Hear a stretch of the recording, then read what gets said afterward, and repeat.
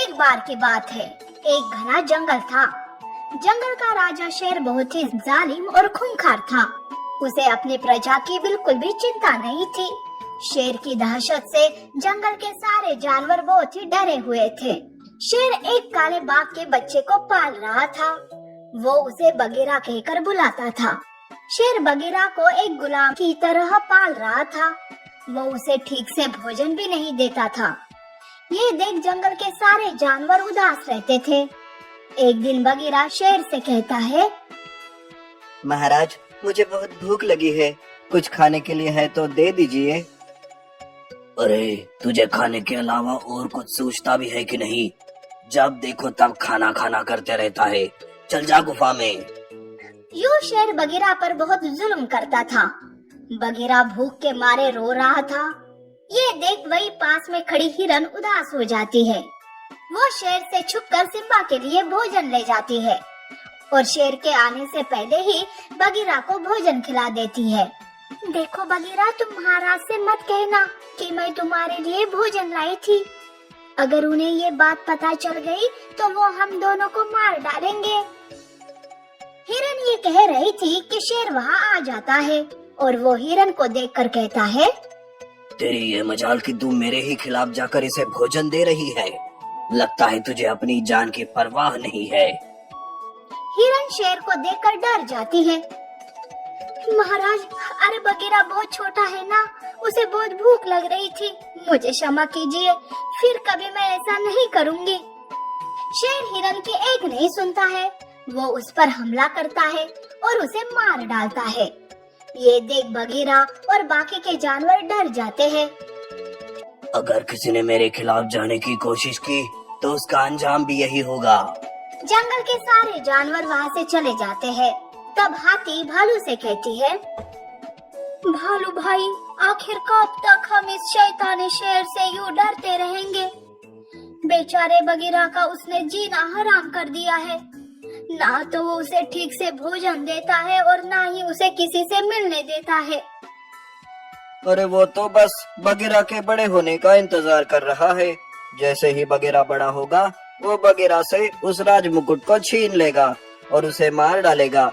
उसने बगीरा के माता पिता को भी ऐसे ही मारा था। आखिर क्या बात है, क्यों ये शेर बगीरा के पीछे पड़ा है और बगीरा के माता पिता कहाँ है? बगीरा के पिता इस जंगल के राजा थे। उनके राज्य में हम सब बहुत खुश थे। सब कुछ अच्छे से चल रहा था। फिर अचानक एक दिन पता नहीं कहां से ये शैतानी शेर हमारे जंगल में आ गया। उसने बगीरा के माता पिता को मार डाला। वो बगीरा को भी मार देता, पर उसने ऐसा नहीं किया। उसे वो राज मुकुट जो चाहिए था। तो वो मुकुट कहाँ है? वो मुकुट एक जादुई कुएं में है, जहाँ सिर्फ और सिर्फ बगीरा ही जा सकता है। और वो शेर बगीरा के बड़े होने का इंतजार कर रहा है। जैसे ही बगीरा बड़ा होगा, शेर उस मुकुट को लेकर बगीरा को मार डालेगा। हे भगवान, तो क्या हम कुछ नहीं कर सकते? नहीं, हम सब मजबूर हैं। अब बस भगवान की ही दया है। यूं वो सब जानवर बगीरा के लिए प्रार्थना करते थे। शेर बगीरा के साथ बहुत ही सख्ती से पेश आता था। बगीरा बड़ा हो गया। शेर बगीरा को लेकर जादुई कुएं के पास जाता है, जहाँ जादुई मुकुट था। बेचारा बगीरा ठीक से भोजन न मिलने पर बहुत कमजोर था। वो चल भी नहीं पा रहा था, पर शेर जबरदस्ती बगीरा को जादुई कुएं के पास ले जाता है। बगीरा कुएं से मुकुट को निकालकर शेर को देता है। शेर बहुत खुश हो जाता है, पर जंगल के सारे जानवर उदास थे। उन्हें डर था कि मुकुट मिलते ही शेर बगीरा को मार डालेगा। अरे ओ बगीरा, अब तेरा इस जंगल में कोई काम नहीं है।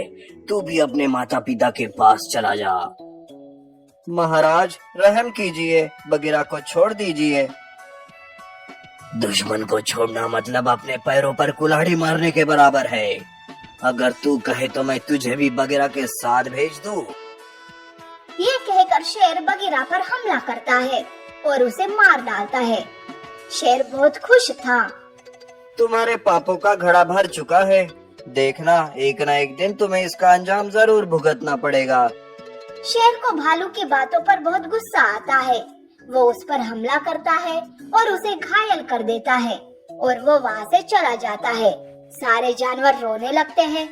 बगीरा, हमें माफ कर दो, हम तुम्हारे लिए कुछ नहीं कर पाए।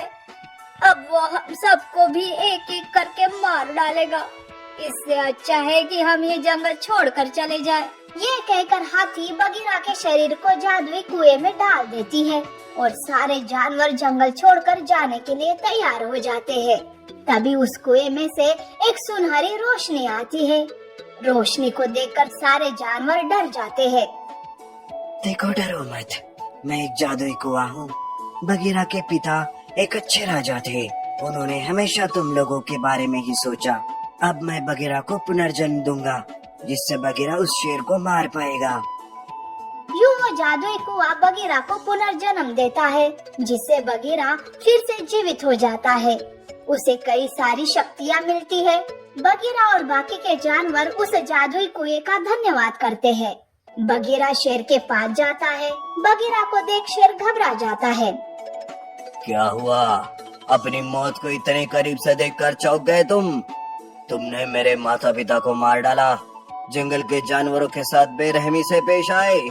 अब तुम्हें जीने का कोई हक नहीं है।